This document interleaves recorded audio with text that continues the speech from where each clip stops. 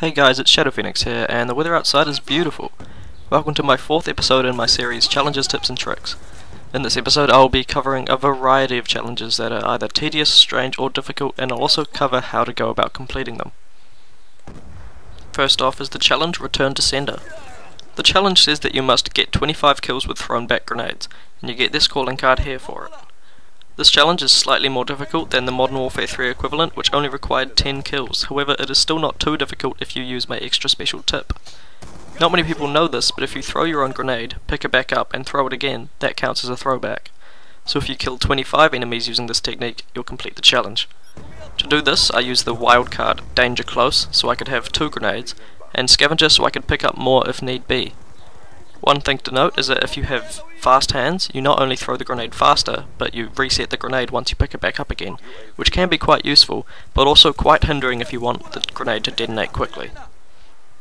Next, a tip for one of the more obscure and somewhat tedious challenges, the Tri-Bolt Attachment Challenge. You must get 500 kills using the Tri-Bolt Attachment to get this sexy calling card here.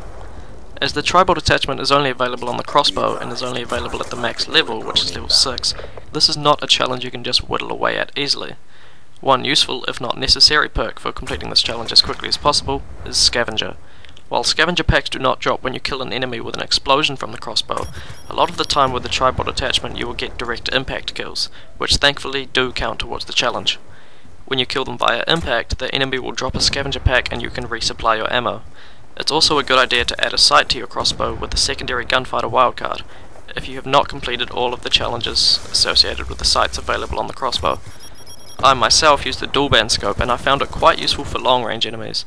Another piece of advice I can offer you is that if you are completing this challenge, go all out with it. Use it like a primary weapon and switch to your other weapon once you run out of ammo with the crossbow, and switch back anytime you resupply with Scavenger.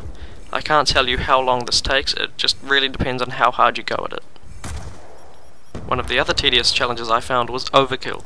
With the completion of this challenge you get this calling card here, which of course is after you get a kill with your primary and secondary weapon in the same life 500 times while using Overkill.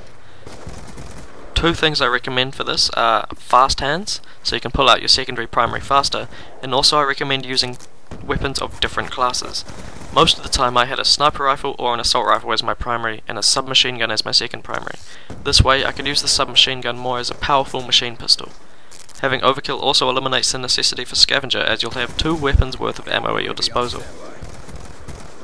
Speaking of perks, there are 2 perks of seldom use in this game but have pretty cool calling cards with pretty easy challenges. They are Dead Silence and Awareness. If you equip both of these perks at the same time, using perk 3 Greed of course, all you need to do is kill 500 enemies while using the perks, and you'll not only have these calling cards here, but you also gain quite a lot of XP on the way if you need it. While the effectiveness of these perks is questionable, when used in tandem they can be quite good in specific game modes, and like I said before, they're easy challenges. Now the challenges under the killer category are pretty hard to give tips for, as most of them require a particular playstyle or skill level. However, there is one challenge I can give you tips on completing, and gives, once again, a pretty cool calling card. I'm talking about Feed Greed. For this challenge you have to earn 10 quad feed medals, or in other words, have 4 uninterrupted kills on the kill feed 10 times. This means anything except score streak kills. It can be gun kills, equipment kills, knife kills, even a vehicle or barrel explosion, but not score streaks. There are 2 bits of advice which I can give you. One is to play hardcore. Since most kills are only 1 or 2 bullets, it's quite easy to clear out 4 or more people in one spray when the opportunity arises. My second tip is one that my friend developed in the game mode Headquarters. It's actually quite ingenious and very sneaky. What he would do is capture the headquarters with his team, and once they'd all captured the headquarters, he would hide near the headquarters until he was the last one alive, or at least the last one near the headquarters. Once the enemy team went in to destroy the headquarters, he would run in and kill all of them, most of the time earning him 4 or more uninterrupted kills in the kill feed. The enemy never expects this, and it does make for some epic reactions amongst teammates too if they're spectating you.